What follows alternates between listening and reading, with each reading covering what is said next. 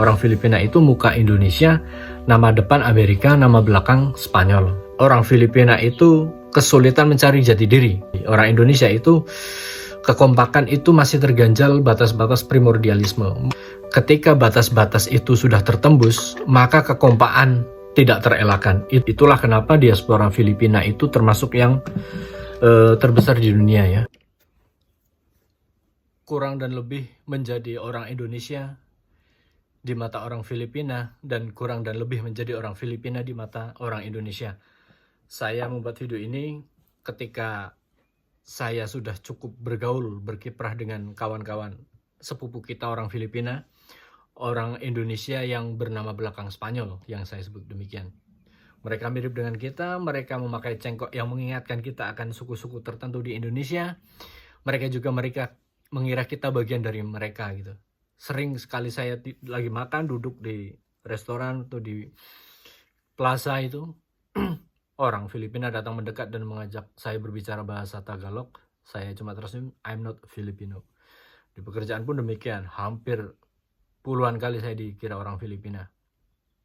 Saya bikin video ini, saya membuat opini sedikit tentang orang Filipina yang menurut saya itu saudara jauh dari kita, orang Indonesia. Seharusnya kita lebih dekat dengan mereka, kita lebih mengerti mereka, kita lebih bisa bergaul dengan mereka. Karena tetangga dekat Filipina ya kita, orang Indonesia begitu.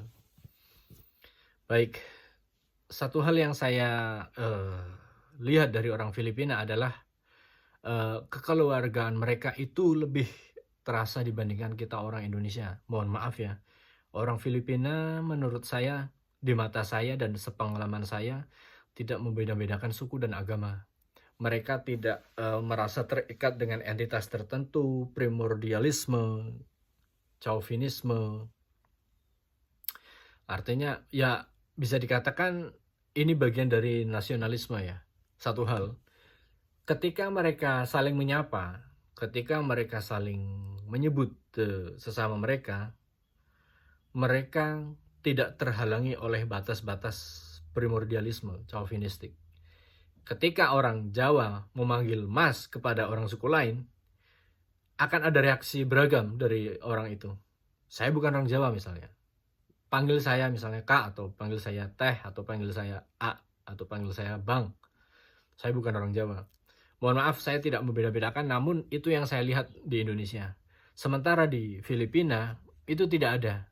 Orang Filipina itu yang bagian utara itu berkulit bersih, berkulit terang, bermata lebar. Beda dengan orang Asia Timur. Orang Filipina itu yang utara itu berkulit terang, berbibir merah, dan ya itu bermata lebar.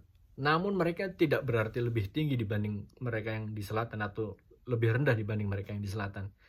Mereka tetap menyapa saudaranya dengan ake atau ate. Jadi perempuan kakak laki-laki ala orang Filipina. Nah, itu yang saya lihat. Ketika batas-batas itu sudah tertembus, maka kekompakan tidak terelakkan. Itu yang saya lihat. Sementara yang saya lihat di orang Indonesia itu, kekompakan itu masih terganjal batas-batas primordialisme.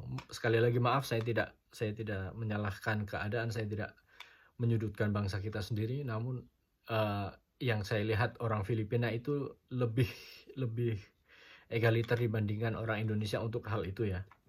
Nah, itu satu.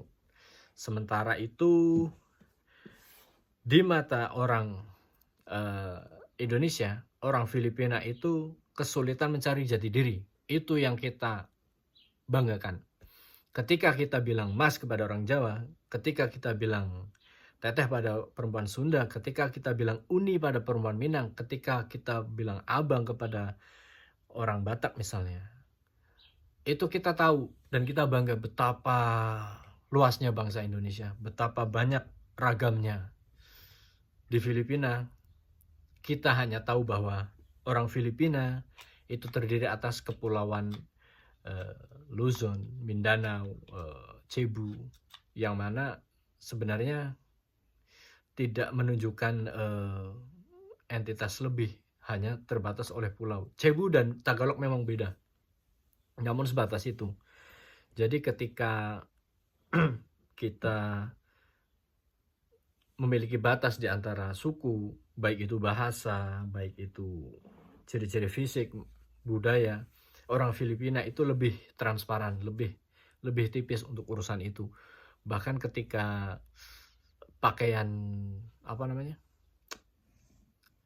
tradisional, kita itu jauh lebih kaya daripada Filipina. Filipina itu saking lamanya dijajah oleh Spanyol itu kehilangan tradisionalitasnya. Bahkan nama belakang mereka pun sudah jarang yang memakai nama belakang Filipina. Sebagian besar teman-teman saya yang ada di sini itu memakai nama belakang Spanyol atau Amerika Barat lah. Dan ini uniknya orang Filipina. Orang Filipina itu muka Indonesia, nama depan Amerika, nama belakang Spanyol. Beda dengan kita bisa melihat, oh ini orang Bugis nih, nama belakangnya ini misalnya Mataliti, atau ini orang Manado ini, nama belakangnya Palilingan ini. Ini orang Maluku ini, namanya Tuapehu ini. Ini orang Papua ini, Solosa ini namanya. Ini orang Minang, Piliang Minang ini. Ini orang Sunda ini, namanya Nanan Sukarna misalnya. Filipina tidak ada. Mereka semua memakai nama belakang sebagian besar Spanyol. Jadi batas-batas primordialisme itu ya seperti saya pakai sebagai judul, yaitu ya ada kurang ada lebihnya gitu. Sementara penjajahan yang berlarut-larut dari Spanyol kemudian datang Amerika, itu membuat orang Spanyol lebih global, artinya lebih mendunia karena orang Amerika datang dan mengajarkan bahasa Inggris. Kemudian ketika setelah perang selesai Amerika pergi, sebagian orang Spanyol yang sudah bisa berbahasa Inggris lebih percaya diri ketika pergi merantau ke barat, ke Amerika, ke Eropa. Mereka sudah punya modal bahasa Inggris. Itulah kenapa diaspora Filipina itu termasuk yang terbesar di dunia ya. Filipina itu hampir bisa dikatakan